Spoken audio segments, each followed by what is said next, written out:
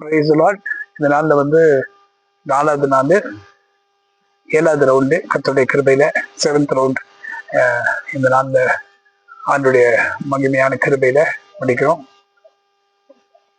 இன்று கண்ட எகிப்தனை என்றுமே காண்பதில்லை அப்படின்னா என்ன அர்த்தம்னா, இதுவரைக்கும் நீ பார்த்த பிரச்சனைகளை இனி ஒருபோதும் பார்ப்பதில்லை.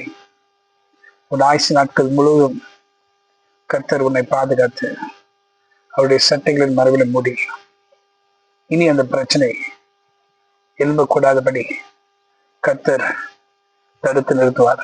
வேற ஒரு பிரச்சனை கூட எந்த ஒரு ரூபத்திலையும் எழும்பாதபடி கர்த்தர் அதை முறியடிப்பார்.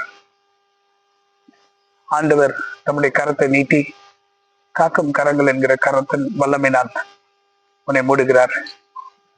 நீ வேற எந்த காரியத்திலையும் நம்பிக்கை வைக்காம கர்த்தரை நம்பி இருந்தபடியால் கர்த்தர் நிச்சயமாய் உன்னை விடுவித்து எல்லா தீமைக்கும் விலை காப்பார். அவர் ஆத்மாவை காப்பார். கர்த்தரின் போக்கியும் வரத்தையும் இது முதற்கொண்டு என்றென்றைக்கு காப்பார். உன்னையும் உன் குடும்பத்தையும் முற்றிலுமாக பாதுகாப்பார். அவருடைய காக்கும் கரங்கள் என்கிற வல்லமையினால் பாதுகாப்பார். இந்த ஏற்காடு மலையில இந்த 7வது ரவுண்டு இன்னைக்கு நான் முடிக்கும் போது கர்த்தர் என்ன சொல்றாரோ அதுதான் உங்களுக்கு சொல்றேன்.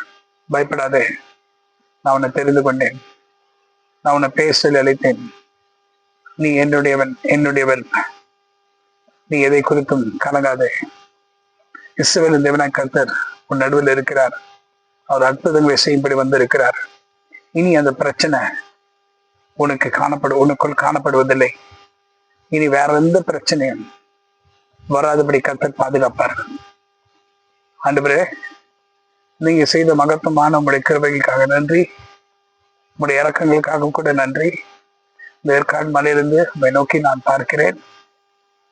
இஸ்ரவேலின் தேவனாய் கர்த்தர் நீ சொன்னவைகளை செய்து முடிக்கிற தேவன்.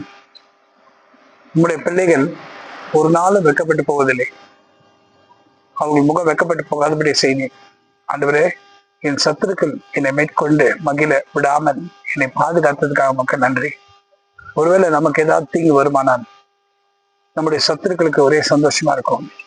அந்த சத்துருக்கள் நம்மை பார்த்து சிரிக்காதபடி, நான் ஜெயம் கொண்டேன், நான் வெற்றி கொண்டேன், நான் அவனை தள்ளினேன், அவனை நான் முறியடித்தேன், இதோ நான் அவனை முற்றிலுமாக அகற்றிவிட்டேன் என்று சொல்லக்கூடாதபடி கர்த்தர் தம்முடைய கரத்தின் நிழலினாலே நம்மை மூடிவிட்டார்.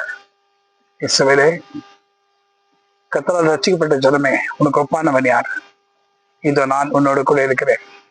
உனக்கு சகாயம் செய்யும்படி நான் இறங்கினேன், இன்னும் இறங்குவேன், இன்னும் என்னுடைய கரம் உன்மேல் அமரும்.